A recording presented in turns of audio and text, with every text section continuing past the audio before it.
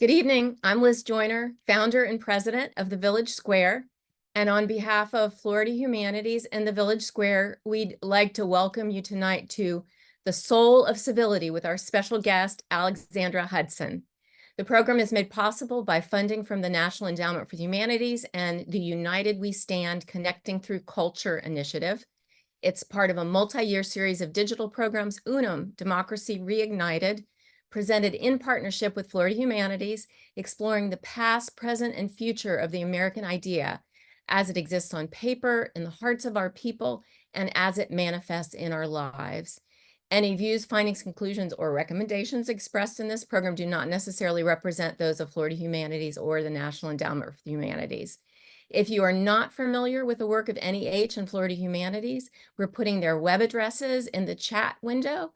Be sure to check them out. The chat will be closed tonight, but you can ask questions at any time during the program by clicking on the Q&A link at the bottom of your screen. If you haven't taken a moment to take our pre-event survey yet, if you could do so now, we're dropping that link into the chat thread as well.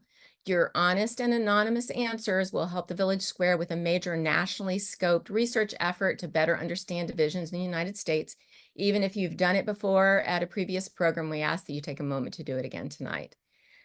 We are delighted to welcome streaming partners, Bridge USA, USC Center for the Political Future, National Institute for Civil Discourse, Listen First Project, Common Ground Committee, Braver Angels, Civic Health Project, McCourtney Institute for Democracy, Unify, Talking Politics and Religion Without Killing Each Other, Podcast, Citizen Connect, Center for the Humanities at the University of Miami, Network for Responsible Public Policy, and our wonderful long-term local partners, the Tallahassee Democrat and WFSU Public Media. Before we introduce tonight's special guest, I'm excited to introduce the one, the only Manu Meal, CEO of Bridge USA, who will facilitate tonight's conversation. Manu is a social entrepreneur who is passionate about empowering young people.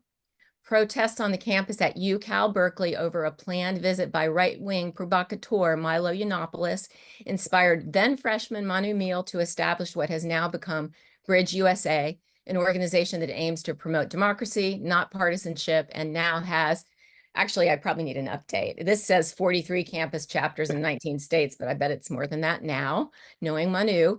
Manu was recently named to the Forbes 30 Under 30 in Education. He's the host of a fabulous podcast you need to check out, The Hopeful Majority, where he's interviewed leaders like Andrew Yang and Eboo Patel.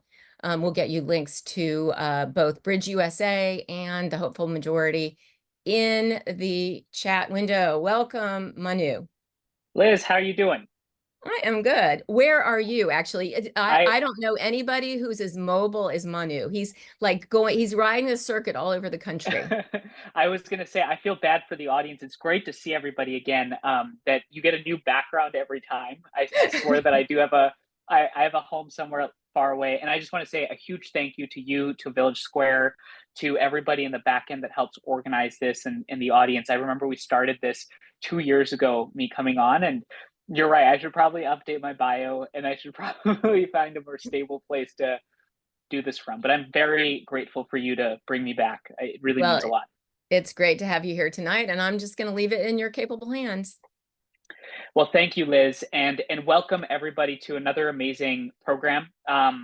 Today, it's my deepest honor and privilege to introduce our special guest, Alexandra Hudson. In fact, I had the opportunity to interview Alexandra on the Hopeful Majority podcast in October of last year, and so it's a deep privilege to see you here. Alexandra is a writer, speaker, founder of Civic Renaissance, a publication and intellectual community dedicated to beauty, goodness, and truth. Boy, we could use more of that. She contributes to Fox News, CBS News, The Wall Street Journal, USA Today, Time, Politico, and Newsweek. She earned a master's degree in public policy at the London School of Economics and is an adjunct professor at the Indiana University Lilly School of Philanthropy. And I use one of our favorite campus chapters. So I'm glad that you're doing some work there. And Lexi's first book, The Soul of Civility, Timeless Principles to Heal Society and Ourselves, was published in October of 23. And I have to say that I'm very proud that I got one of the early copies and I've held on to it. And finally, I'll just say that Lexi lives in Indianapolis with her husband and children. Welcome, Lexi, to the event. Thanks, Manu, and thank you to Liz for the gracious invitation in Village Square and Florida Humanities and all the other excellent partners for putting on programming such as this. I'm thrilled to be here. I'm grateful to have you, and I couldn't agree more with just your gratitude to Liz and the program. I can see that every time we've done these events, the audience has grown, more folks are interested in these conversations. And so before I even outline the structure, I have to ask you, when we last had this conversation, which was in August of 23, and now it's April, almost April, how has it been? How has the book been received? How are you doing? How is the message resonating? Thanks, Manny. Thanks for asking. It has been invigorating. I have been Sure. in maybe 40 cities on book tour, many of which I've been on with my two children. I'm so eternally grateful to Wow. my mother for many reasons. The most salient right now for this purpose being the fact that she came on book tour with me, and it made it so I could, be in the world talking about the ideas I'm eminently passionate about. And I spent a decade on my book, The Soul Mm, of Civility. It's a lifetime of thought about the timeless principles of human flourishing. And what's the point of spending that amount of time on a work of art on something that and then not sharing it with people? So I'm thrilled that I was able to do that only because my mother was with me, and I couldn't be away from my kids for that much that long. And so it's been wonderful. I've been invited to Canadian Parliament, and I've spoken wow. about hyperpartisanship and threats to our democracy in the face of growing extremism around the world. Mm, I have been. mm, I'll be in Europe next month. I'll be speaking at the House of Lords, at the English House of Commons. I'll be at European Parliament, and also mhm, be in Paris and Switzerland as well. And what I am learning after talking with thousands of people on book tour is exactly what you assessed and what you know, because you're on the road as well a lot, Manu, talking with people that people are hungry for content like this, hungry to be a part of the solution. And that's what I wrote my book to be, a handbook for people to be a part of healing in our broken, alienated, and divided world right mm, now from mm, right where they stand, because we live in such a time we feel disempowered. The problems feel so mhm. vast that we feel overwhelmed. And I'm so encouraged by the, people who reach out to me every day telling me that it's giving them that. And I'm so encouraged to hear that. And so grateful to work alongside partners like you, like Liz, and like others who made tonight happen to be part of this work. Yeah, in some ways, I think the fact that you've been across the country, you're going to foreign places, you went to the Canadian Parliament, you're going to be in Europe. I mean, it just speaks to the demand and the growing Yeah. need for this. So let me just sort of lay out the structure really quickly of this conversation, and then we'll get into sort of the substance of the book. Because I think to your point, there is demand, and I'm sure folks that are listening to this are curious about what that demand exactly exists for. So the way that I'm thinking about this is that we'll focus a little bit on the problems that you outline currently plaguing society as it relates to civility, and then we'll get to solutions. And if you're in the audience, in about 50-ish minutes, we'll actually go to Q&A. So please, all your questions are welcome. Use the chat function. Those are oftentimes, Lexi, some of my favorite because you get a lot of challenge, interesting pushback, also a lot of praise. And so I'm looking forward to that. So without further ado, I have to ask you that the leading title of the book is The Soul of Civility. And it would be hard to not have this conversation without actually asking you what you define civility as. What is civility, and what would you say it isn't? Civility is the art of human flourishing. It is the bare minimum of respect that we are owed and owe to others by virtue of our shared personhood, our shared equal moral worth, our dignity as human beings. And civility is the basic respect. It's the basic self-restraint that we show in our everyday ways, great and small, that support peaceful, harmonious cooperation and coexistence with our fellow persons. And importantly, civility is not politeness. Mm, mhm. Actually, let's go right there because when I had you on our podcast, which is the Hopeful Majority, where we have conversations just like this, one of the first questions I asked you when I was reading, actually, I think it was the introduction of your book, that you drew a distinction between civility and politeness. I think oftentimes when people hear the word civility, they say, "Ooh, that means being polite." So could you go into that distinction a little bit more? Absolutely. So part of the origin story of this book stems from my upbringing. I was kind of born Hmm. into an interest in this topic. My mother is called Judy the Manners Lady. So she's this international expert on manners and etiquette, and taught my brothers and I how to set the table, how to shake people's hand and look them in the eye and smile and greet others, and just live life with grace and courteousness towards others.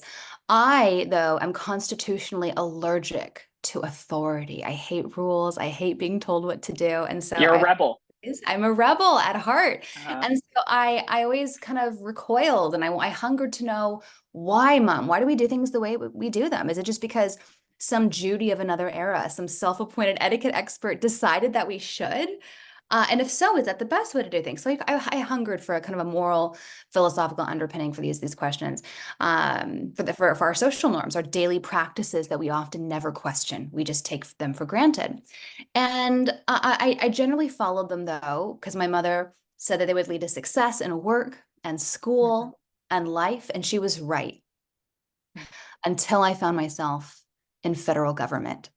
I worked in Washington, D.C., 2017 to 2018, a notoriously divided time in our world, in our country. And I would say my experience in Washington was kind of a microcosm of that profound brokenness and deep division and partisanship.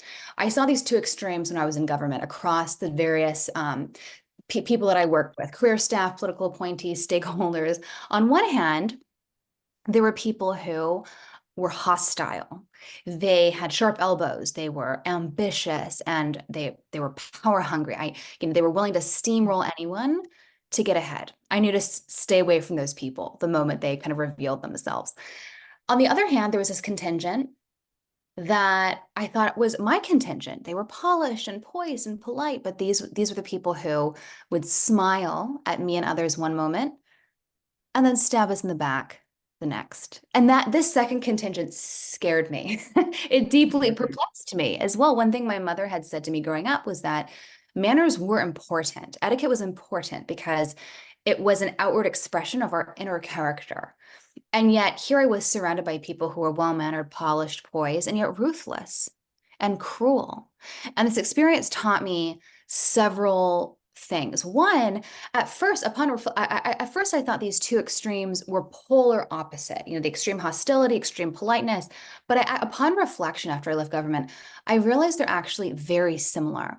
That both extremes actually they insufficiently appreciate the dignity and personhood of the other, and they see the other as a means to their own selfish ends. That the bullying, tyrannical, hostile contingent sees others as pawns to be steamrolled and cast aside, bludgeoned in order to get out of the way, in order to get what they want. The polite contingent sees others as pawns to be manipulated and discarded the moment they no longer serve their purposes, but neither have a sufficiently high appreciation of the dignity of the human person. And then secondly, this clarified for me, to finally answer your question, that there is an essential distinction between civility and politeness. That politeness is manners, it's etiquette, it's technique, it's external, it's superficial stuff, whereas civility is internal. It's a disposition of the heart. It's a way of seeing others as our moral equals who are worthy of a bare minimum of respect just by virtue of our shared moral status as members of the human community, full stop. And that sometimes actually respecting someone, actually loving someone requires breaking the rules of etiquette and propriety. It requires being impolite, telling a hard truth, engaging in robust debate. Sometimes it's a duty of citizenship. Where we live in a country founded on civil protest, speaking truths to power, acts of civil disobedience. That's sometimes a duty of citizenship, a way to respect our country and our fellow citizens enough to do something uncomfortable, confront them with an ugly hypocrisy and tell a hard truth. And so throughout the book, I unpack this important distinction and say that as a society, we should stop settling for politeness, doing and saying the nice and the right things, and instead aim for the civility, which again, demands, sometimes risking offending someone, having uncomfortable conversations. So that is what we need right now in this deeply divided moment. We can't, polish over paper over our differences, sweep them under the rug. We have to be willing to peacefully, we bring who we are, our deepest held beliefs to the fore, to the public square, to our relationships with others. We can't just hide parts of who we are, but that's what some people are content with doing. What somehow, and in many ways, the world asks of us right now. But that's not tenable and certainly not conducive to a free and flourishing society, and not what a democracy requires. So I'm so happy that you raised the notion that what it means to be civil versus what it means to be polite manifests differently, especially in tough conversations. I was actually, if you go to like page 18 through 20 of your book, you actually have charts that demonstrate the difference between polite and civil. And there's actually on page 20, there's an interesting situation you describe where someone you love and respect voices a political opinion with which you disagree. And the polite response to that is, you kind of just say, okay, sounds good. And then you kind of try to move on, smile at them, maybe like wink at them and be like, I understand you, but do I really? And then the civil response is one where you're actually extricating your maybe emotional feelings for that person with the hard truth. You engage in that tough conversation. My question, I guess, is why do you think we live at this moment where it's so hard to have that civil conversation? Why is it so difficult?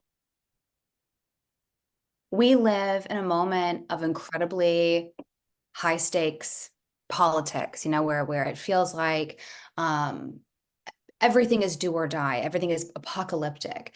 And, the final chapter of my book is on misplaced meaning and forgiveness. And I argue that we have, in many ways, made a religion, many people have, out of politics as these traditional touchstones of meaning, faith, family, community, civil society, friendship. These are places that historically people have derived their sense of identity from and core sense of meaning, but these are on the decline in recent decades. And increasingly, people have misplaced their meaning in politics, public life, political issues. And there are three symptoms of this that I see. One is that politics is everywhere in a way that is unprecedented. Again, a lot of my book is historical, trying to make the case show that this is not a new problem. This is a problem that emerges from the human condition, and it's a timeless one, not going away. No single cause, no single, magic bullet panacea solution. But so much that is the same, much that is timeless about this problem, the human condition. But this is a new phenomenon, that politics is everywhere in an unprecedented way. For example, just a few weeks ago at the Super Bowl, what ended up being the thing that people talked about the next day was whether Taylor Swift was going to endorse Joe Biden, right? Like that politics is everywhere. It's where we send our kids to school, what newspapers we read, where we live even, and everything has a kind of sort of political dimension, a political valence to it. Another symptom of misplaced meaning is the way that people go so often from 0 to 60. You just kind of offhandedly mention or gesture your thoughts on a topic, and people just fly off the handle. You're like, whoa, where did that come from? They're obviously, triggered. You've, disrupted their, triggered their, or flicked their sacred cow, and that they are, have an inordinate reaction to whatever it is that you're talking about, treated with insufficient and something that they take very seriously. That's a symptom that you put them into fight or flight, and you've assaulted their identity, their core sense of meaning. Another symptom of this disordered loves that is endemic in our public life right now, and misplaced meaning, is the tragic number of friendships, family relationships that have ended over politics and political disagreement. That's a symptom of people putting politics over what I think is far more important: lifelong friendships, family relationships that are sacred, beautiful, and deep sources of joy and meaning in our lives. And so, and why is this the case? Because people have elevated politics over all else. They have made a quasi-religion out of politics and political beliefs in public life, and that is bad for democracy. But democracy relies on rational, deliberative discourse, where we're able to calmly have ideas and bring our disagreements to the fore, and not have it resort to the threat of violence, or taking our marbles and walking home and cutting off relationships. And so it's bad for democracy. this is a deep threat to our democracy. It is bad, more importantly, I think, for our souls, that we are kind of poisoning our souls by feeding feeding this disorder that is causing a lot of people a lot of unhappiness.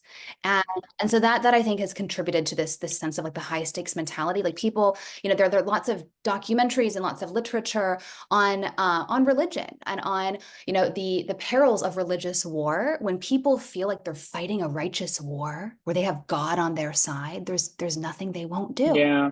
Right. But Yeah. has happened with that. This is the kind of language and the way that people view their political beliefs, because I'm so right on XYZ issue, I'm willing to do and say whatever is necessary to further my cause, to, further my view of justice, my vision of the good, whatever it is that happens to be my core, issue that's most important to me. And that is dangerous. That feeds in to the what I was talking about earlier, the insufficiently high view of the dignity of the human person. That is a chronic problem right now, that you're willing to instrumentalize people to treat them as means to your ends, as opposed to ends in themselves, because to pursue your vision of justice and a good society. And again, that's bad for society, bad for ourselves. So, and if you're listening to this, by the way, because I can imagine somebody listening to this and thinking that there's a lot there that's interesting, we will take your questions. So please drop them in the chat. So Lexi, let me think, come at it from this angle, because I think most people that are listening to this right now would probably agree with your assessment that politics are everywhere, and politics is in some ways actually literally replacing religion, as you said. And so when it becomes such a massive part of your identity, how could you not fight for it, right? And I think that makes a lot of sense. One thing that we see on our Bridge USA chapters in different campuses, different colleges, when students are actually having these conversations, is that some of them will actually say, you know what, politics should be everywhere. Because I actually, if you do believe that democracy is on the ballot, or if you do believe that, the founding of America is at risk, right? Or if you do believe that if the next administration takes over, or if the current administration stays, that it's the end of America, that we should fight wherever we go. So my curiosity is, how do you disentangle people's very stark assessment of where we are politically with the fact that it is important to have those civil conversations? I mean, there's no question that democracy is fragile, that this is a core argument I make at the very beginning of my book, that that the root cause of this problem emerges from a part of the human personality that we all share. We're profoundly social as a species. We become fully human in relationship with others, but also at the same time, morally and biologically, we are driven to meet our own needs before others. So we're defined in these two facets of who we are, the self-love and the love of others, love of self. These are intention. And that is why this has always been a problem in all times and all places. And thoughtful people have independently observed the human condition and said, what works when it comes to the flourishing human life and relationship, what doesn't? And they've consistently come to similar ideas about timeless principles of living well with others amidst this, perpetual threat to human flourishing, which is our innate self-love. And this is where it becomes important to, like, the friendship, friendship, democracy, civilization itself is all incredibly precarious and incredibly fragile for that exact reason, because of this innate tension in who we are, in our nature. And it's always going to be tempting to elevate our vision of the good, and our sense of what is high stakes, what is important above those of others. That has always always been the case. I know there's a lot of apocalyptic rhetoric today that some members of my family, people who are very close to me, prescribed that sort of apocalyptic view of the world. And I like to remind them that the Apostle Paul thought that he was living in the times. Like Martin Luther thought that the Pope was the Antichrist. He thought he was living through the end times. Like across history, people have thought that they're living in the worst moment, and it's so bad that this is clearly the end times, and this is key. We have to be willing to do anything to win and succeed and survive. Like that sort of high mindset is so seductive, and it contributes to, it's both a symptom of, this tension in our nature, but it also contributes to the fragility of our system and of our peace and prosperity that's beautiful. But again, not a foregone conclusion. I mean, it's tragic that we live in times of war right now, seeing the suffering of people around the world. But I think, this is why I love being a student of history. I know that war and on, life that is poor, nasty, British and short, and early deaths, like that is actually the norm. If you look at the long story of human history, we live in a time of relative peace and prosperity. Like we generally have it pretty good. Yeah, I mean, if I carried around a penny jar for every time somebody said we live in the end times, I would never need to Right. fundraise for Bridge ever again. But I will say that I can imagine somebody. Okay, I'll tell you this. So when we started our first ever chapter after the Milo Yiannopoulos protests at UC Berkeley, I remember I was a pre-med student, so I was like very naive about all this stuff, and I was like, all right, you know what we're gonna do? We're gonna have that civil, difficult conversation. We're going to bring together all of these students that protested the speech. We're going to bring together the students that, invited him. We're going to have a real conversation. And I remember in prep of that speech, one of the questions that came up to me was, well, you can ask us to be civil or have those productive conversations because, you have the privilege to be able to do that, that you are somebody that has a house and you've got an income and, you're have the time to work out and you can go buy organic foods and you're healthy and happy and it's easy for you to say, hey, be civil, have the conversation. How do you respond to that impulse? Because I see that from people on the right side of the spectrum, from the left side of the spectrum, that folks say that civility is for those that are privileged. How do you think through that? Yeah, it's really interesting. Two responses to that. One, that I have a whole chapter in my book on civil Right. disobedience, how sometimes protest, deviations from politeness is actually a high and noble embodiment of the duties of citizenship and of civility.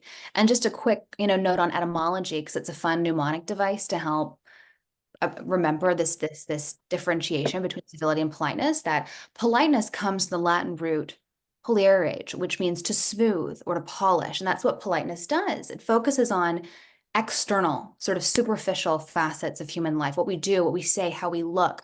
And that's what politeness does. It polishes over difference, sweeps it under the rug, as opposed to giving us the tools to grapple with difference head on. Whereas civility comes from the Latin root civitas, which is our root word for civility, for citizenship, for civilization. And that's what civility is. It's the conduct, the mores, the duties of a citizen in the city that, especially in a democracy like our own, sometimes demands taking action, speaking truth to power. And so to your question, I draw from the rich tradition of abolitionists like Frederick Douglass, like William Lloyd Garrison, who were no wilting violets, like Gandhi, like Henry David Thoreau, Dr. Martin Luther King Jr., who knew that in their fight for equal rights of persons under the law and equal treatment of persons under the law and recognition of equal human dignity by authority figures, by regime, by government,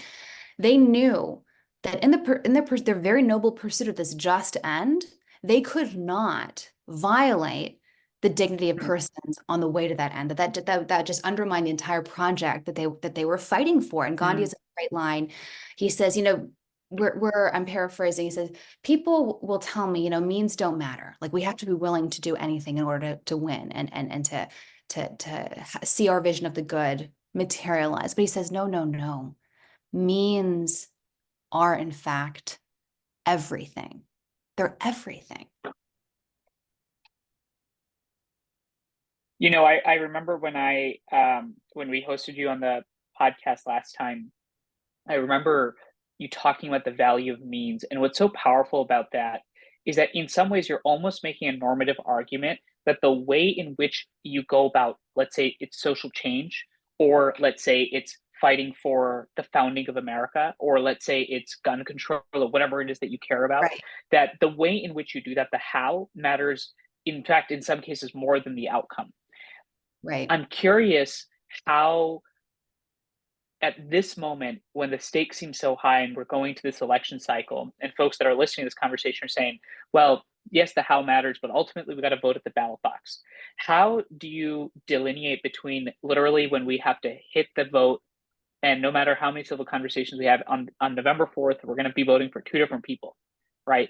How do you get through that weird sort of mental warp where we had these really productive civil conversations until it came to that day, and now we're seemingly at war again? Yeah, it's an interesting question. One thing, responding to something you said before, a moment ago, to this contingent of people, and this is a growing contingent, extremes on both sides of the political spectrum that Yep. feel increasingly intolerant, essentially, of people who differ from them, and increasingly feel like the other side, the other extreme, is, or someone who holds XYZ view, is dangerous, right? And is that view is hostile, and it's an existential threat, or is perceived as such. I am. My book is different. A lot of these books in the pluralism and tolerance space, they tend to say, marketplace of ideas, right? Bring all your ideas to the fore and let the best win, and like let's air it all out. I am not arguing for that even. I am a pluralist. I do believe in tolerance, but I'm not saying that all ideas are equal and deserve equal treatment and equal recognition. There are some ideas that are evil and bad and dehumanizing and barbaric.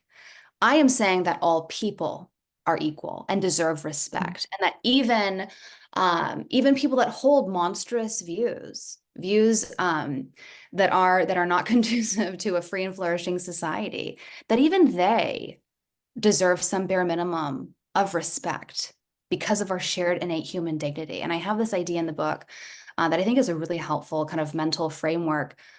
It's called unbundling people. And it's this question of, how do we see the part of someone in light of the whole of them? Like in this world, we live in this era of a strange perfectionism where we see one aspect of who a person is and assume we know everything there is to know about them. Or we discover an aspect of who they're, like, how they voted, or their view on the vaccine, or their view on Donald Trump. And we think we use that as a shorthand to extrapolate and make an assessment of the whole sum of the person. We discover their view or something they've done or said, right? And then we rehash it and then define the whole, who they are, everything they've ever done by that moment. And we even, or someone's captured on video at a low moment in their life, right? And then they're publicly shamed, they're fired from their job, they're expelled from society. And they're just dismissed as this bad, evil person. And that is so reductionistic. And it is dehumanizing, frankly. Like Alexandra Pope, the English poet, said, to err is to be human, to forgive is divine. We're all going to make mistakes. No one, not one of us, is right about everything. We're all going to have bad opinions or wrong opinions on something. And just as we don't want to be defined by our worst moment, our worst mistake, let's not do that to others. And so unbundling is essentially a way of thinking of others. How do I see the part of someone, the view that I think is really harmful, the thing that they've done, their opinion that I perceive as an existential threat to me or my family or people like me?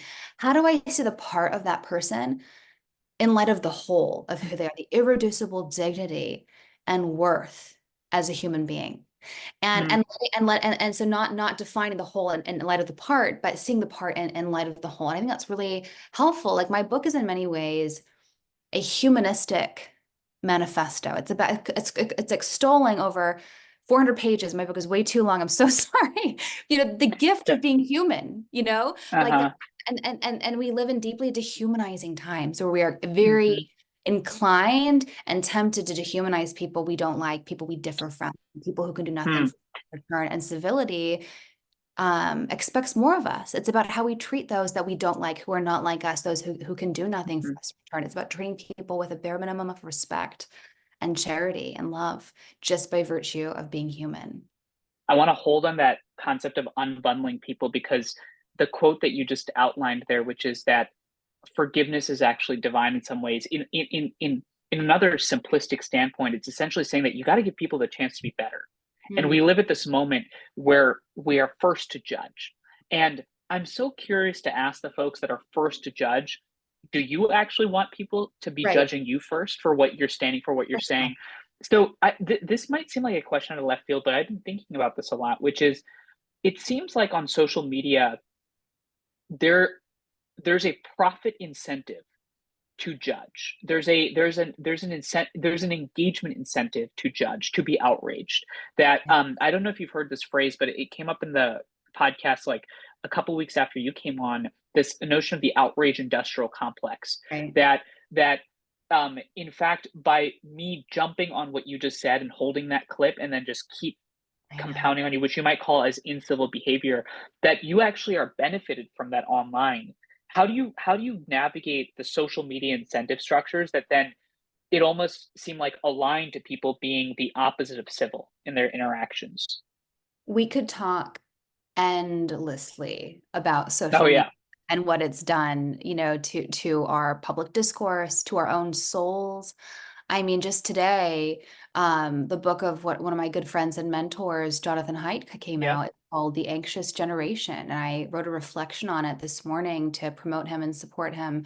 He invited me to look at early chapters of the book this past spring and summer.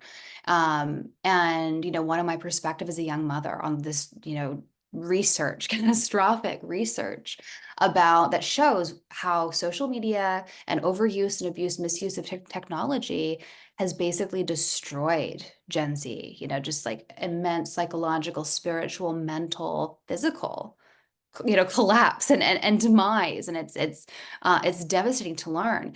And yet I walked away from that book, affirmed. We're pretty low tech in my household anyways. I'm kind of a technophobe, and I'd Hmm. much rather my kids like just be outside and getting muddy and climbing trees. Yeah, But play. it kind of affirmed, what I already thought about my child, but I was really convicted, yes, as parents, as educators, as anyone who has young people in their lives, we should be stewards of how and monitor how they're using technology, what they're doing on it, how much they're using it, things like that. But I was far more convicted about my use of technology and how my use of technology and how I'm modeling it for my kids, right? And I had this image of my baby girl when she was not even a year old. Seeing I was holding her, and then I was on my phone, like responding to an email or just scrolling, and she turns and she tries to grab it, and she's like, "What is this strange device that my mother's obsessed with?" And like taking her attention away from me. Hmm. And Hmm. kids notice everything that we Yeah. geniuses. They are so smart. And so, thinking about that, like how am I conducting myself in a way that is modeling, modeling putting humans first and human connection first, and not letting objects supplant human connection that is so easy to do in our moment. Um, so how am I modeling that for my kids? And I mean, there's so many things that this is what technology does. It diminishes the personhood of the other. Um, first of all, it forms us. Our use of technology changes us. My friend Right. Sherry Turkle has a book coming out, and I don't know the publication date, but it's on this exact thing, that the ubiquity of technology isn't innocuous. That our use of technology is diminishing our own person, and that's true. Like when you see something online that provokes moral outrage within you, and you just let that person have it, or let whatever it is have it. It's Hmm. interesting that on one hand, often that's not consequence free. Like often there is a person on the other side that just feels like dog piled on. Like you probably read these Yeah. accounts of people who have been publicly shamed and maligned, just like, tarred and feathered virtually. Like that's really, and I love that phraseology, because being tarred and feathered, what, being put in the stocks. These are ways that was like the latter day, Yep. Yep. the yesteryear version of being Canceled or shame being stormed or dogpiled or canceled. attacked. That's Yeah. Yeah. exactly right. That this has been a phenomenon, this abuse of shame and piling on of people, across human history, and it's really powerful and really detrimental. But I also, and this is a core argument that I make in my book for civility and against incivility, that it doesn't just hurt the other when we are cruel and malicious on them, either in person or virtually, that it actually, again, it changes us. It diminishes our own Yes. soul Yes. too. And happy to dive Yeah. into this idea Well, more, the soul that I get from Dr. King. Yes, go ahead. I actually think that again, take my opinion for what it is. Probably doesn't matter much in the grand scheme of things, but I actually think that is one of the strongest arguments for civility, which is that you actually as a person degrade your own soul in being Yes. outraged constantly. I Yes. mean, I am of the fabled Gen Z, and one thing that I can, but in my defense, I have a typewriter back there. I do have a typewriter back there, Do and you use that's it though, or is it decor? I actually do use it. If you don't use it, that's just the most Gen Z thing ever. Look at this. Look at this artifact from another I know. era. Look at this. I'm pretending. Look at all these books that I've never read in my I life. got it from outer space. I know. Believe it or not, these are all actually hollow books. So like, I'm curious about this notion that you actually as a person get better, that it improves your mental health. So, the Surgeon General, I think I'd asked you about this on a podcast as well, but the Surgeon General came out with a report last year that said that the national epidemic in the United States is loneliness. And it's particularly acute amongst young people. And I'm curious what your thought is on this notion that actually being civil in your life, being not polite, but being honest, truthful, practicing the art of human flourishing, as you would describe it, that it actually makes you a better person. Could you dig into that a little bit? Because I think people listening right now could really benefit from that, because the idea of engaging in a civil conversation sounds painful to some. So tell us a little bit about why that's a good thing for us. Yeah, so part of my story, the origin story of the book, is that while I was in this soul crushing environment in Washington, D.C., I was invited by the Aspen Institute to go on a retreat with other congressional staffers and from across the political spectrum, from different agencies, from Congress, from nonprofits, we differed a lot, and the topic was civility in America. What was civility? Does it matter? Can protest be civil? And what does that mean for a country founded by protest? And just other really riveting questions, all of which I was thinking about deeply, living through this season of deep hostility and dehumanization while I was in government.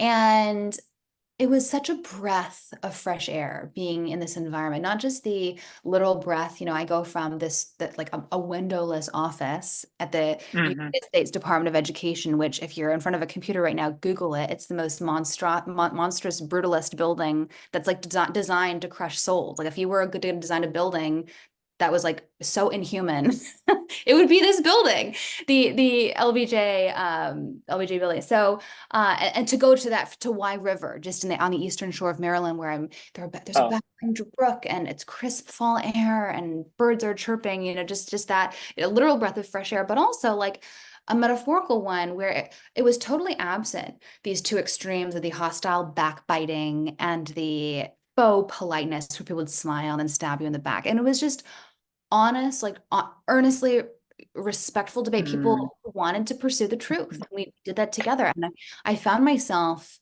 use a part of my mind and soul that had kind of been dormant while I had been in this survival mode. Like I had been, prepared for attack on all fronts when I was in government. And then all of a sudden, I was with people who, wanted to hear what I had to say. And I was able to kind of voice that in a way that I didn't fear, being undermined or bullied. It was just really beautiful and refreshing. And so it was in this environment, that's all just context, that we sat down and read about, among many brilliant readings, Dr. King's letter from Birmingham jail. And there, I'd read this before, but this is what is so true about a classic work. You can read and revisit it at different times, many different times in life, and it hits you differently. You draw certain things out. And because you're a different person at different seasons of your life, and it just spoke deeply to where I was, and there were many things that I took away, but the most salient was this the title of my book, The Soul of Civility, is homage to Dr. King's letter from Birmingham jail, because it's the core of my argument for civility and against incivility. Dr. King, in his letter from Birmingham jail, he says that segregation, he makes an argument about segregation. He says that segregation does not just hurt the segregated. It hurts both parties. It hurts the segregator as well. It hurts the segregated by giving them a false sense of inferiority. It hurts the segregator by giving them a false sense of superiority. It deforms their soul. And I realized, as we've been talking about, the same is true for incivility, that acts of malice, of cruelty, of dehumanization toward the other, again, whether virtually, whether online, it does hurt the other. It is not costless. It definitely does hurt the other, but it hurts ourselves too. It makes us a little bit less human and a little bit less humane. But the inverse is also true. Acts of charity, of grace, of kindness, of hospitality, of just basic decency and courteousness towards our fellow human beings, that is mutually ennobling. It elevates parties. It makes both parties, it cultivates both parties' humanities. It makes us both a little more human and a little more humane as well. And so I make lots of arguments for why civility is an instrumental good. It promotes justice, it promotes human flourishing, it promotes a democracy, a free society, promotes equality. But on top of all those instrumental goods and arguments, it is good for its own sake, for others and for ourselves. I think that's something that is fascinating about your book, is that it makes the central, I think, argument is, from my standpoint, the way that you're articulating it, is that civility is key to the human soul. And I think when somebody's reading this in the context of our politics, right, they're like, all right, how does civility get Trump out of office? Or how does civility get Biden out of office? Or how that's the angle that people are approaching it from, when actually, in some ways, you're actually making an argument about the betterment of us as individuals. And if you're listening to this, remember, we're going to go to questions in about 15-ish minutes, because this has been a fascinating conversation. I want to hold on this notion of segregation as being bad for the segregator and bad for the segregated. But right now, we're living in a moment, again, where things seem extraordinarily high stake, and people are thinking about, across the spectrum, how they resolve their issues, how they approach, how they act. How do you think we can embody your book in our daily lives? If I'm walking around or I'm listening to this right after this, I'm going to put my kids to bed, I'm going to go to sleep, I'm going to wake up tomorrow morning and maybe accidentally check X. How do I embody your book? It's a great idea. I think, a core argument in my book is that we insufficiently appreciate the power that we each have in our everyday to either support or detract from this thing called democracy and this thing called human flourishing, that we have way more power than we realize to either be a part of the problem or to be a part of the solution. And, I tell the story of me coming home from government one day, not too long after my time with the Aspen Institute, and saying to my husband, I am done with Washington. I am done with toxic politics. Let's move to Indiana. I said it was my idea to move here where I currently live, where I'm calling in from tonight. And my husband's from here originally. We had his family's here. We had talked about moving here eventually from the big city to raise a family one day, just for a quieter, higher quality of life. And my husband smiles and says, okay, sounds good. We'll move to Indiana. No take backs. And a few months later, out here, and it's been 5-6 years now. We're very happy. 2 kids, a third on the way, coming in September. And one of my first friends here, thank you. One of my first friends here came up to me after church one day. We moved here and we didn't know many people, and so this meant a lot. Everyone's had that experience of being in a new environment, a new city, a new workplace, that you feel discombobulated, you feel lonely, and like that the small things matter a lot. And so friendship is what makes a place not just a place where you live, but a home. So anyway, one of my first friends comes up to me after church one day and she says, "Hi, I'm Joanna Taft. Would you like to porch with us sometime?" And I'd never heard the word porch used as a verb before, but I was curious, and, we didn't know many people in town. And so we went to her home that afternoon, her historic, 100-year-old home in a historic part of Indianapolis, with a great big front veranda. And I realized that afternoon that Joanna was staging a quiet revolution against our atomized and divided status quo.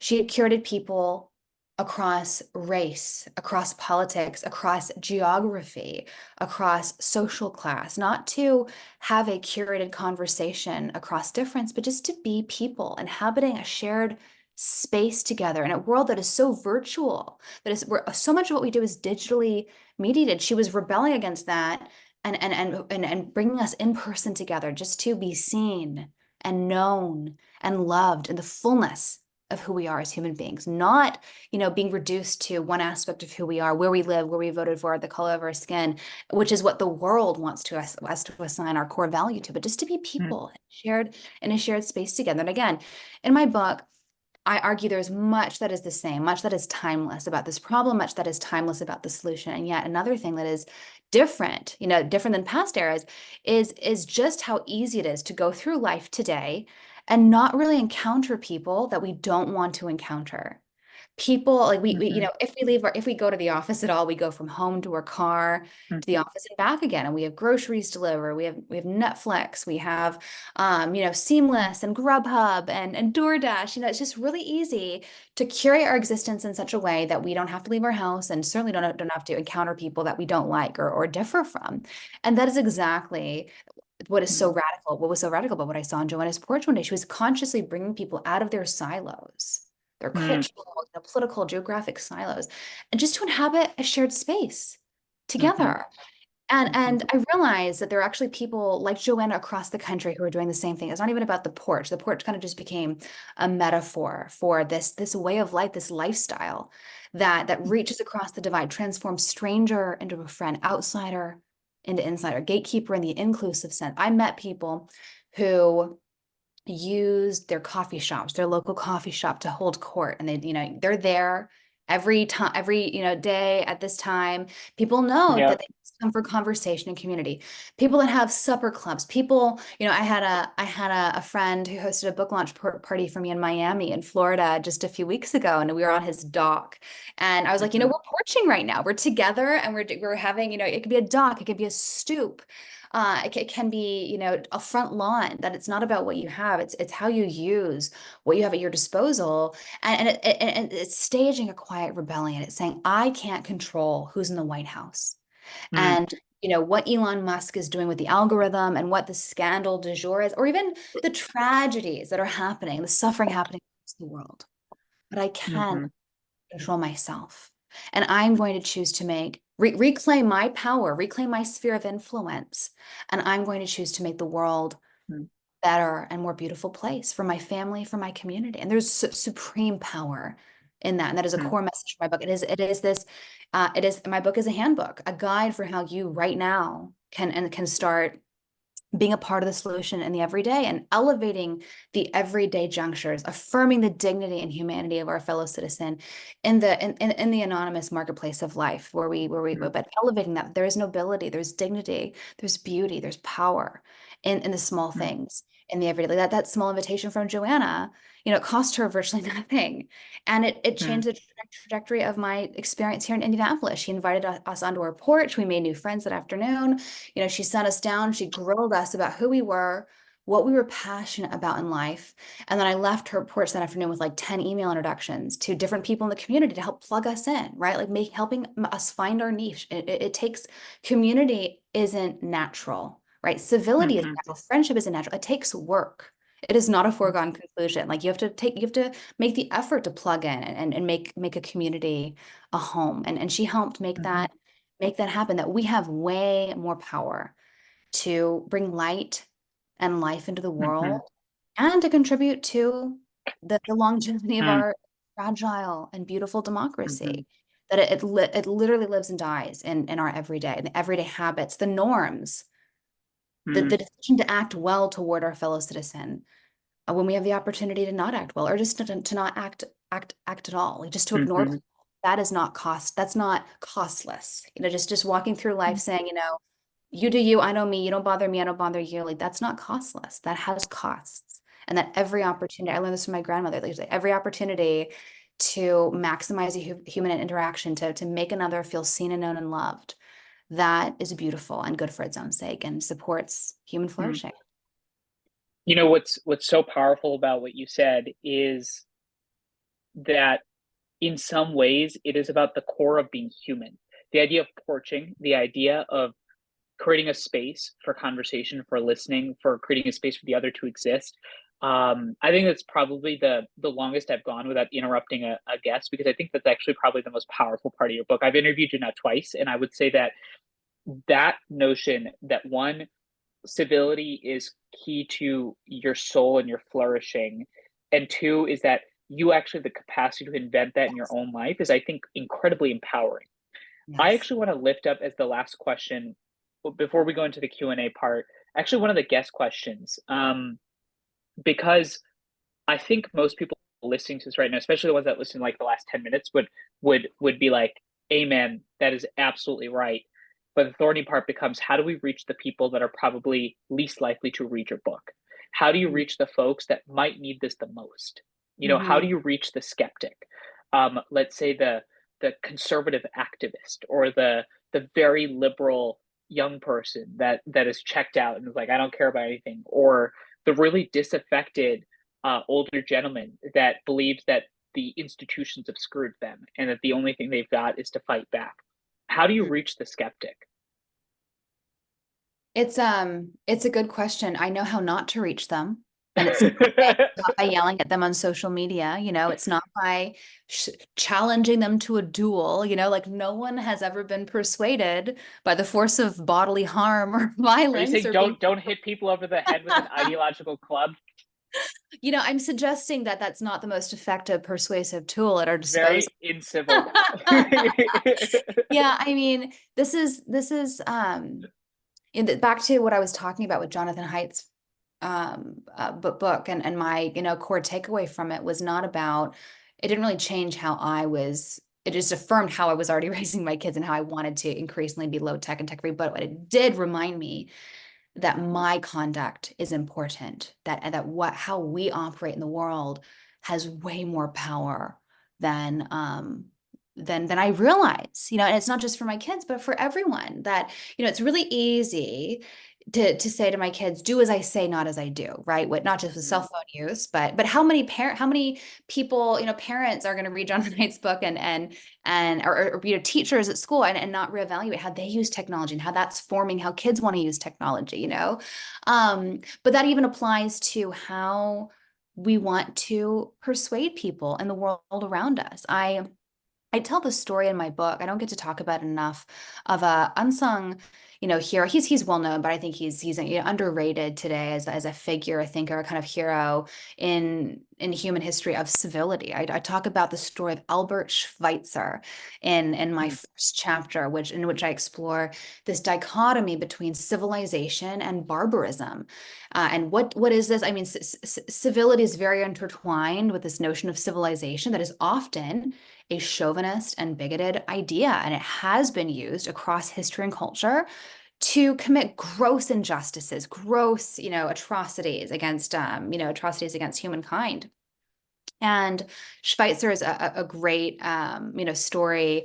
He visited Africa, and he was very sensitized to the plight of colonial Africa. He saw the hypocrisy of the Western world that claimed to be expanding civilization and civility to Africans while they were living in subjugated, like, inhuman conditions. They were basically slaves, and he was like, how can we in the West claim to care about human dignity and human rights while treating human beings this way? And so he realized he couldn't change the world. He couldn't snap his fingers and end colonialism. He lived in the early 1920s, early 1900s, and lived through World War I. And he said he realized he couldn't change the world, but he could change himself. And what did he decide to do? He was a doctor, he was a physician. So he moved to Africa, and he opened a hospital and as a philanthropic endeavor, and it served the medical needs of thousands of Africans who would otherwise have medical needs that went unmet. And he called it Lambernet. And he said that everyone should have their own Lambernet. That, like, this is, he said, I cannot serve the medical needs the vast, I can't meet the vast needs of this entire continent, but I can I can focus on this community. I can see all the people that I can and serve them to the best of my ability. And, you know, he said everyone should have, you know, find their own and cultivate their own Lamborghini, their own front porch. You know, it was actually when I was reading my audiobook, I realized two things really quickly. One, my book is way too long. I was like, why did I write such a long book at the end of the day? Don't worry, it's only 400 pages. I know, it's like, shoot. So I'm sorry for that, but they're all great stories. It's all fun stories. Second, I realized I told the same story like 4 times in my book about different front porches in different times and places. That was like not even advertent. I tell the story of Joanna Taft. I tell the story of Albert Schweitzer. I tell the story of Confucius. I tell the stories of Epictetus and Marcus Aurelius, the original front porch in ancient Rome. And, you know, people who said, I can't change the world, but I can change myself. And I mentioned Schweitzer because he says this exact thing. He says, my life is my argument. You know, he wanted his life, the way he lived, to be the testament to his values and his lifestyle and his, you know, the change he wanted to see in the world. Like it's a cliche, be the change, right? Be the change you want to see in the world. But it's true. You know, that is people take not what you say. Well, first of all, they'll discount what you say if you don't live up to your own ideals, right? But they take more seriously how you live your life than just, you know, it's easy to start off values, attitudes, but how do you live? So, Lexi, how we've done our job is that we've got a ton of audience questions. And in fact, if we're going to do this for about 25 minutes, and I think this was a fascinating conversation. And those of us that are listening, if you appreciated the questions we asked, I host a podcast called The Hopeful Majority every Monday, where literally we do exactly this. And you should check out Lexi's episode on that as well. I think that was like episode 17 or 18. Man, it's been a while.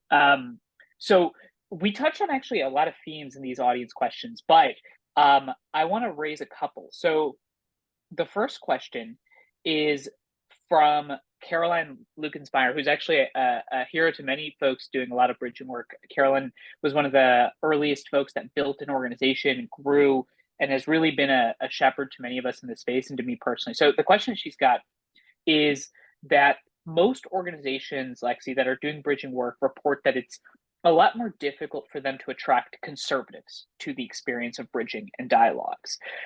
Do you have advice for how to attract more conservative-oriented folks, and perhaps I should add populist right folks, to bridging experiences offered by what Caroline is saying are truly nonpartisan organizations? It's such a great question.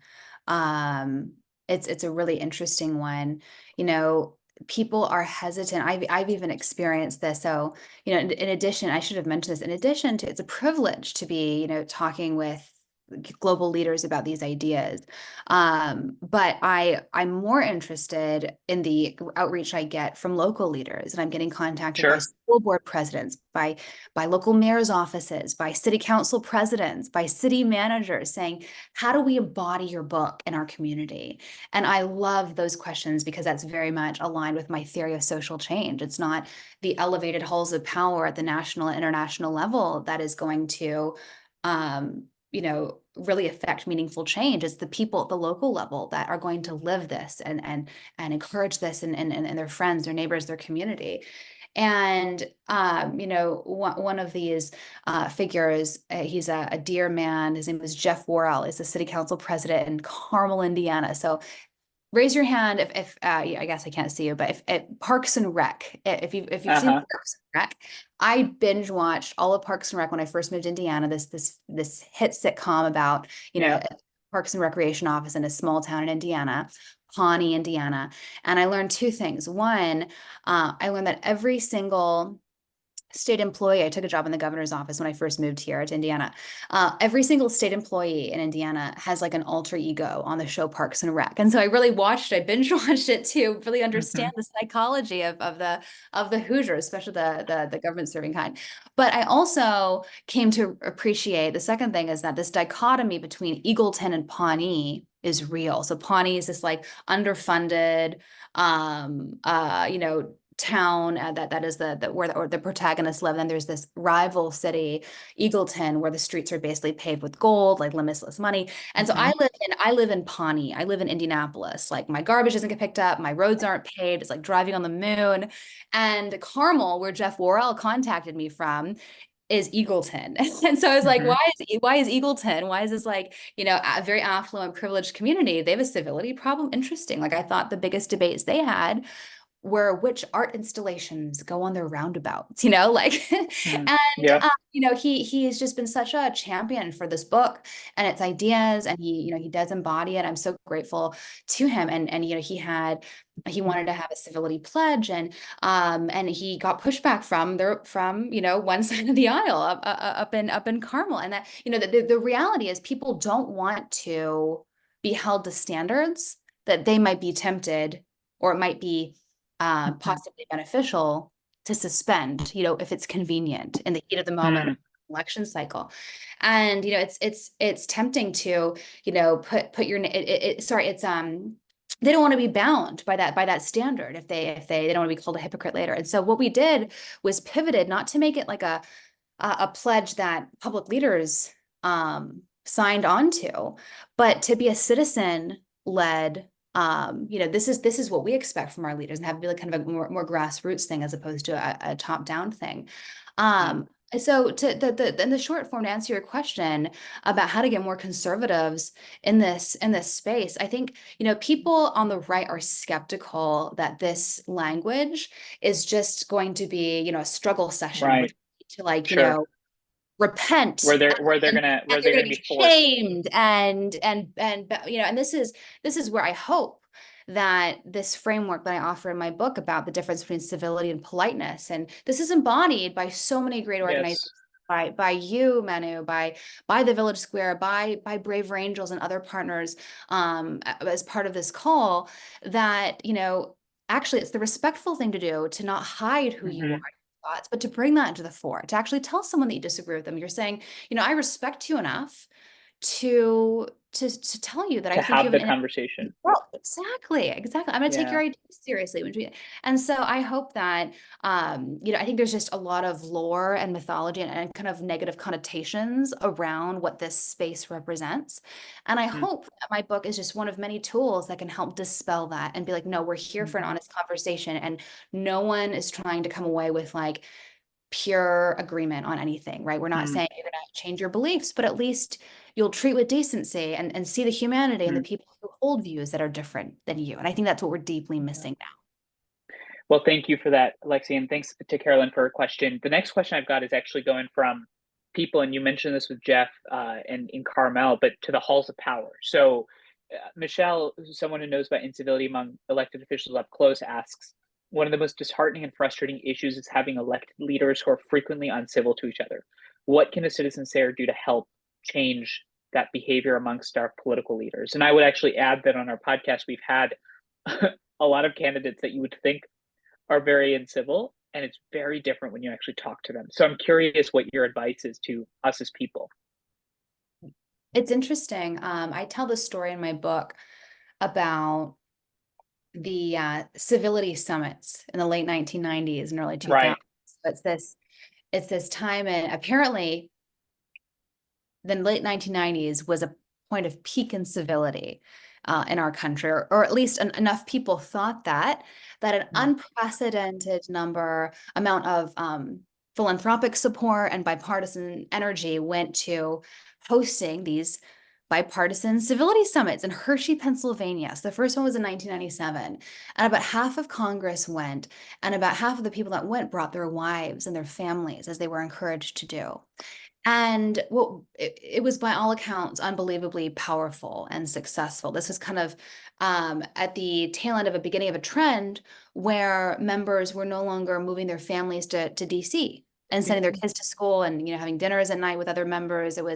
They were commuting between districts. There was it's good to stay rooted in your community, of course, but like the cost of that is that you're not doing life together with the people that you're working alongside and debating and passing bills with. And so there was this lack of familiarity and kind of civic bonds of trust and affection. And so that, in just a few days, it was like 3 or 4 day summit, it was revived. Those mystic chords of affection, as Lincoln said in his second inaugural, that half the time at the summit was spent playing games and picnicking and just, hanging out with members and their wives and families. And it kind of took them out of the office setting where they're not just a Republican or just a Democrat or just that person who believes that hateful thing or that person who's done that thing, but they were, again, you saw them in the fullness of who they are. They were wives, they were fathers. So half the time was just like unstructured play, free time, getting to know one another, building that social capital, that trust that had been so lost. And the other half of the time was spent in conversation, earnestly people saying like, what are institutional things, the fixes that we can do to kind of do life better together, to do our job, right? Like we're dealing with this same crisis now where our public leaders are not able to peaceably coexist. They're not passing bills. They're not, doing things. They're not representing their elected, the people who elected them well in Washington.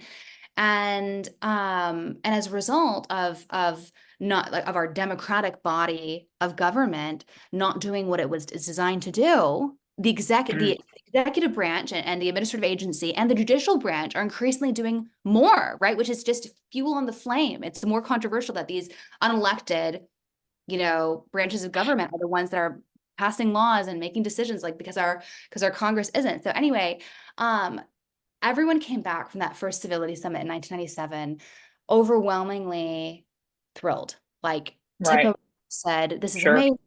Newt Gingrich said, let's do this every year. Those are the two. Newt Gingrich was Speaker of the House at the time.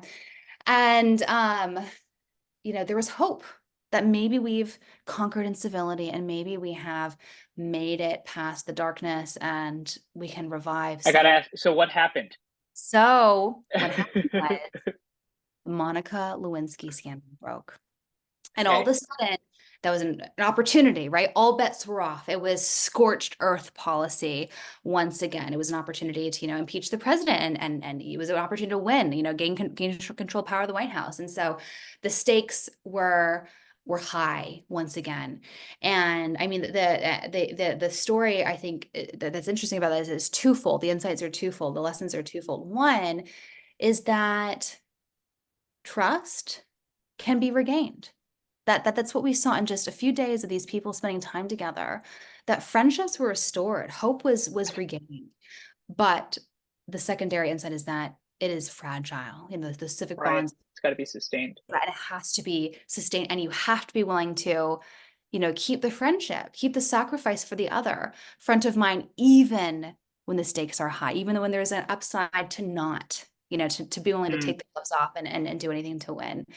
And so what's interesting about that, this insight and that this question about how to get civic leaders to work better together, that the same ideas that apply to individual citizens applies to how citizens interact with one another, applies to how leaders interact with one another. Like that civility is a social virtue, and it governs how we interact with the other, whether we're public leaders or whether we're everyday, fellow citizens.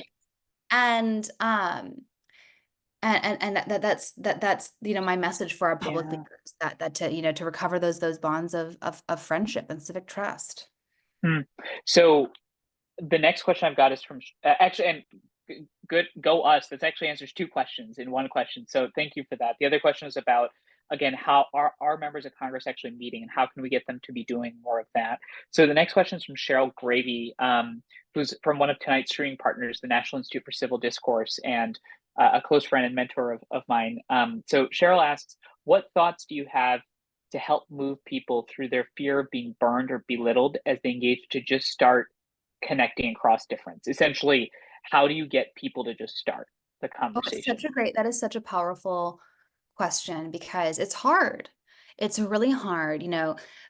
Social scientists have researched the brain and found that the brain interprets social rejection as though it were in the same way that it interprets physical pain. And there's a reason for this. Evolutionarily, being expelled from the tribe meant certain death. We are geared to fear being expelled and rejected. Like we're deeply wired to want to be accepted and want to be in community and want to, because our chances of survival are greater and to flourish are greater. Again, we're deeply social, we become fully human in community.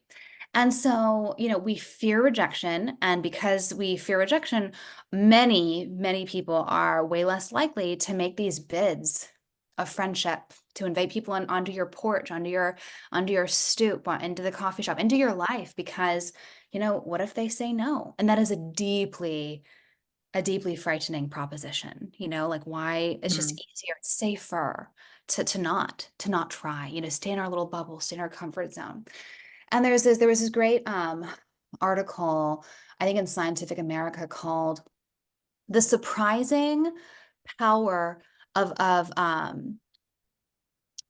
Social Outreach." And it basically unpacked how, we fear reaching out to others, and we overestimate, how likely it is for people to reject our bids for affection, and we woefully underestimate how receptive people are to actually just gentle bids of affection. So, in one chapter, I think it's my chapter on civil society, I go step by step, how to just take baby steps to like exercise these muscles of vulnerability, right? Like we live in a society that wants us to be invulnerable, like doesn't want us to need.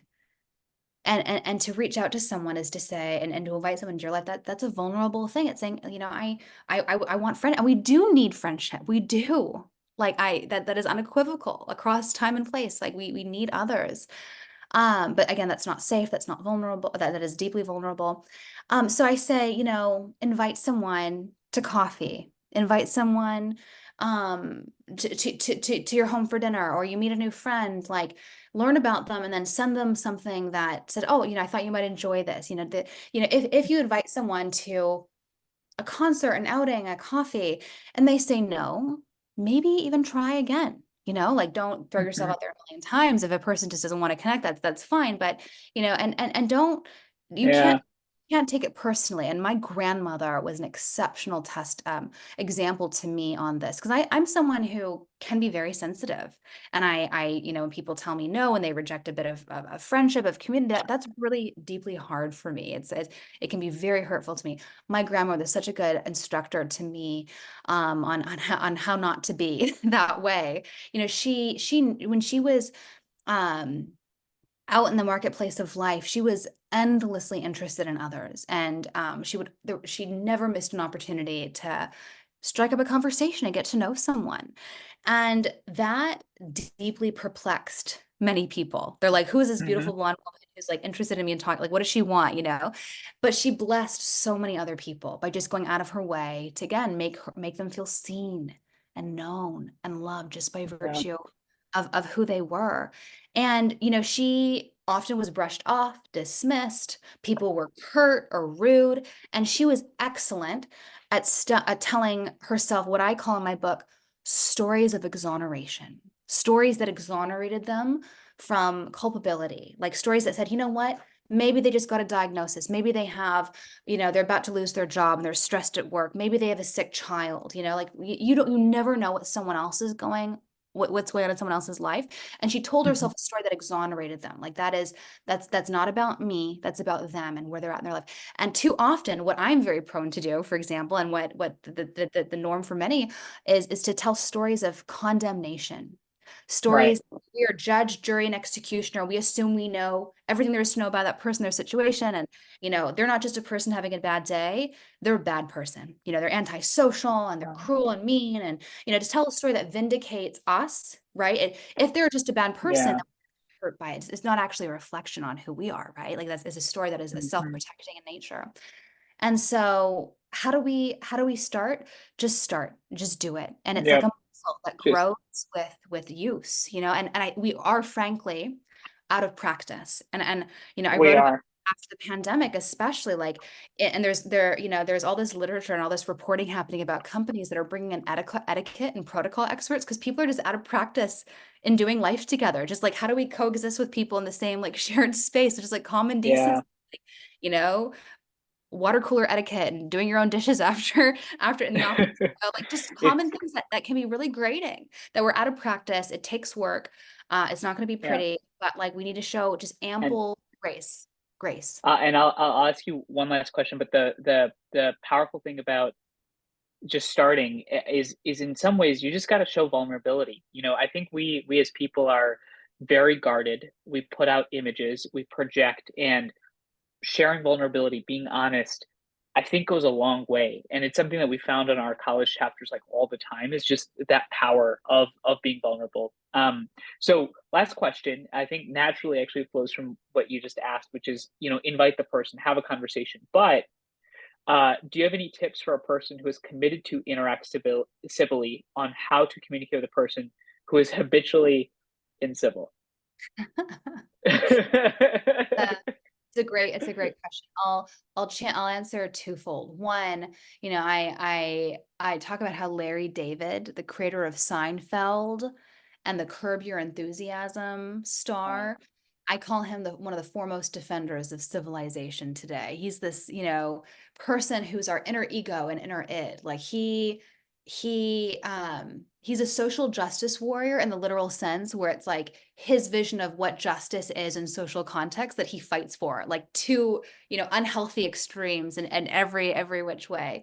And he's the person that if you double park, he'll call you out on it. I'd be like, you know what, sir, this is society. You don't get to double park. Like, repark your car. I'm going to stand here and watch you get back in your car, back up, and not take up two spaces unnecessarily. You just don't do that. So he's like, so on one hand, there's that view that sometimes there is a time and a place to speak up, right? Like that sometimes the easy thing to do, the polite thing to do, is to be like, you know what, that person's a jerk and thoughtless. That's not my battle, right? Like, there's a time and a place not to speak up, and there is a time and a place to speak up. That you know what, this person needs to be called out, so I am a big Larry David fan, but I'm also a big fan of Erasmus of Rotterdam. Erasmus of Rotterdam was a superstar of the intellectual superstar of the European Renaissance, and he was this peripatetic scholar who never spent more than 2 years of his life in any one place, and he just spent his whole life traveling from court to court, kingdom to kingdom across Europe as this, traveling scholar and tutor to princes, and everyone just loved him. He was just so jovial and kind and wise, and he was just the most coveted dinner companion in all of Europe. And he was this incredible genius and a scholar who translated the Greek New Testament in a really powerful way. He was really influential on Martin Luther, and although he never left the Catholic Church, influential on the Protestant Reformation for his criticisms of the Catholic Church. But he cared deeply about manners. And the story is that one day he was in the street, and he passed a youth who paid him insufficient reverence. And he said, you know what? Society's going to hell in a handbasket. I'm going to write this book on manners. And, talk about the timelessness of this problem that, people complaining about kids these days, right? Like that's nothing new under the sun, Manu, nothing.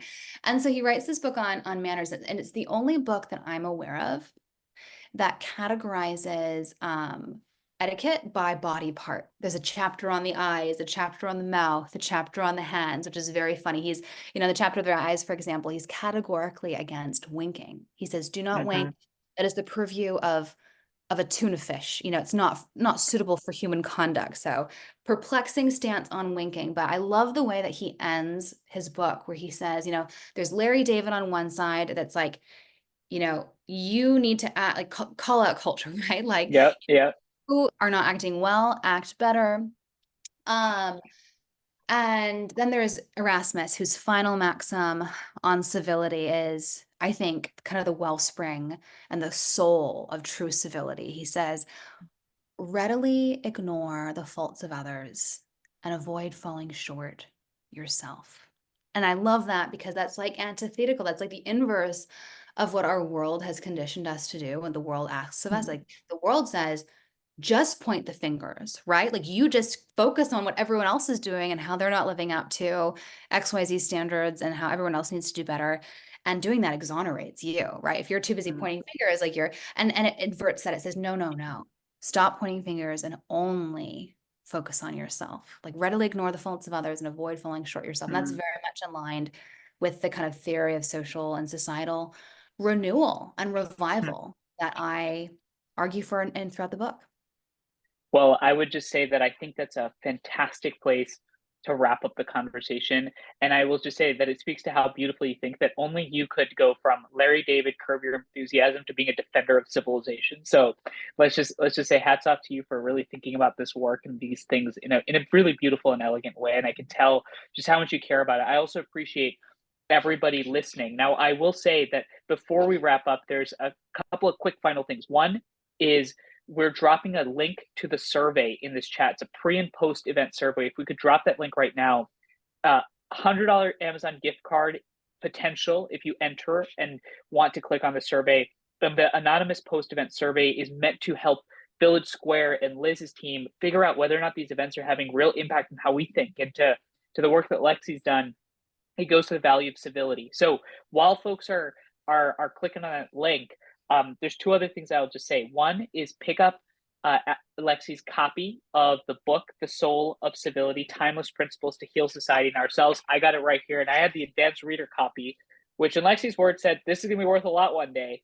I also said it's the one with the most typos in it. It's immortalized all the errors. Which is why I was sent our way. The post-event survey just got put in the chat, so please click on that. And the second one is that for our neighbors, for the neighbors in Tallahassee near Liz, you can pick up a copy of The Way Out at Midtown Reader, and we'll drop that link in the chat as well. And as I said, if you appreciated this conversation, I host a weekly podcast called The Hopeful Majority, where it's just filled with a bunch of pessimists. So it's every week, and we have conversations exactly like this. Lexi, as folks fill this out, I've got one last question for you. And actually, Liz found this, and I think it's a beautiful question. In fact, it actually goes to something that you had brought up early in the conversation, which is that an important part of understanding and being civil is recognize that maybe society is not in its end times having perspective. You mentioned this thing called the overview effect.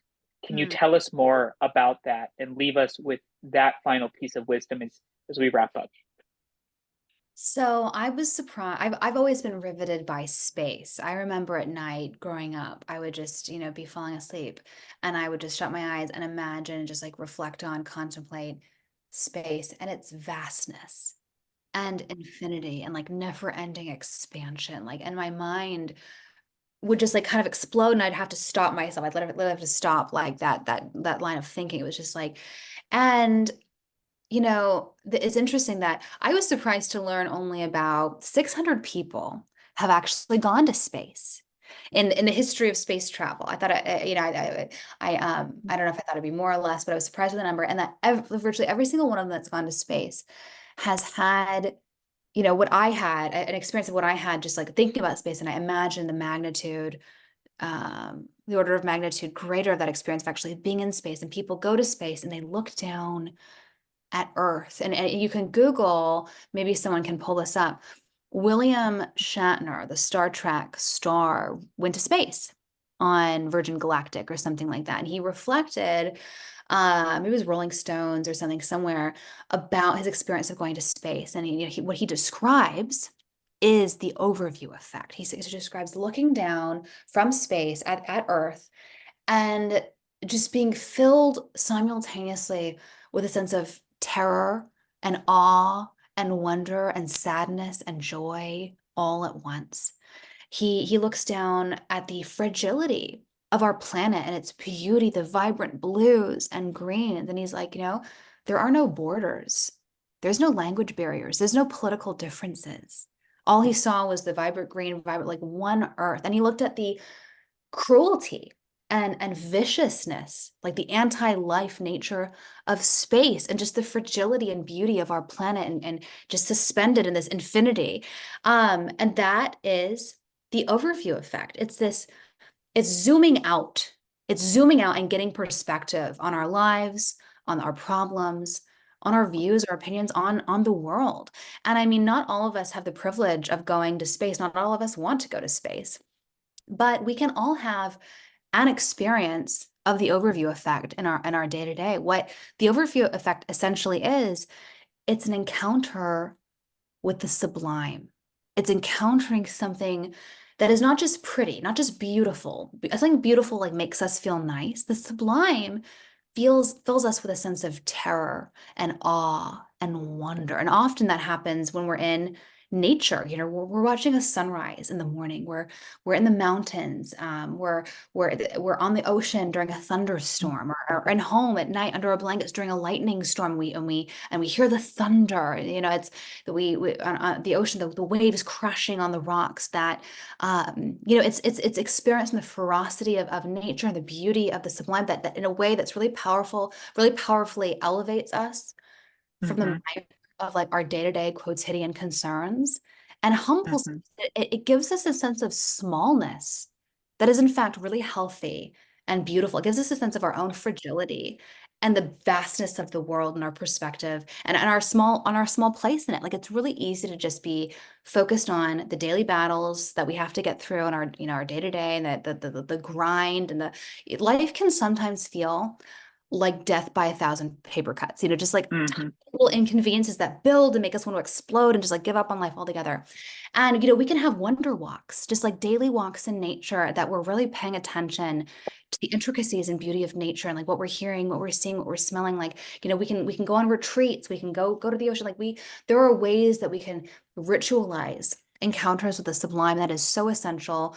This is one of the several ways I talk about how to get us out of this crisis of misplaced meaning in my final chapter on misplaced meaning and Mhm. forgiveness, encountering the sublime. So that's the overview effect. It's life-changing. We can all have it, and we should start now. Get some perspective, people. And I'll just say that deep gratitude to you for writing this book, and it's really an honor to have a conversation with you a second time, Lexi. I want to thank Liz for all you do and your team, the Village Square, the great work that they've done. Really, this is what makes it possible. I want to thank Florida Humanities for supporting this program, for allowing me to come back. It's 2 years in the making, and we're still going. I want to thank everybody from our organization, Bridge USA, and most importantly to folks for listening, because the way we make this a norm is through action. So Yes. I hope everybody has an amazing night. I'll see you hopefully on a future podcast episode potentially, and importantly, thank you, Liz, Florida Humanities, and everybody else who will listen in. Take care, everyone. Have a great night.